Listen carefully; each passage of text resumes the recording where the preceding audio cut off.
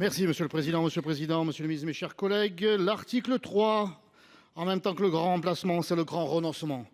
La nouvelle carte de séjour métier en tension est une porte d'entrée supplémentaire pour l'immigration sous prétexte économique, alors qu'il y a 2,2 millions de demandeurs d'emploi en France. Les métiers de couvreur, serveur, agent d'entretien, aide à domicile, ouvrier en travaux publics, conducteur de transport en commun ou pharmacien dit en tension doivent être revalorisés par un allègement ou une exonération de charges et une revalorisation des salaires, non pas par une course au moins-disant salarial et social. Cet article 3 est une concurrence étrangère déloyale sur notre sol et une trappe à bas salaire. L'immigration n'est pas la réponse, il y a des solutions.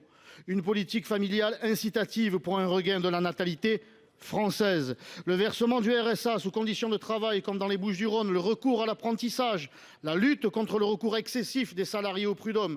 Toute cette politique doit être débattue indépendamment de notre texte sur l'immigration. Vous nous prenez en otage. 6 Français sur 10 estiment qu'il y a trop d'immigrés en France. 7 sur 10 pensent que la politique migratoire est trop laxiste. Ce qu'attendent les Français, c'est de la fermeté. Dans une étude parue en 2021, l'Observatoire français des conjonctures économiques a révélé que pour seulement 1% de travailleurs immigrés supplémentaires, les salaires des ouvriers qualifiés, des techniciens et employés et des ouvriers non qualifiés baissaient notablement. En France, le problème, c'est que les salaires nets sont bas et les salaires bruts sont élevés. La différence entre les deux, c'est le pognon de dingue de la dépense sociale non contributive. D'après les dernières données de votre ministère en 2017, 14% des Français âgés de 15 ans ou plus étaient chômeurs. C'est 42% des Algériens, 43% des Marocains et 48% des Turcs vivant en France.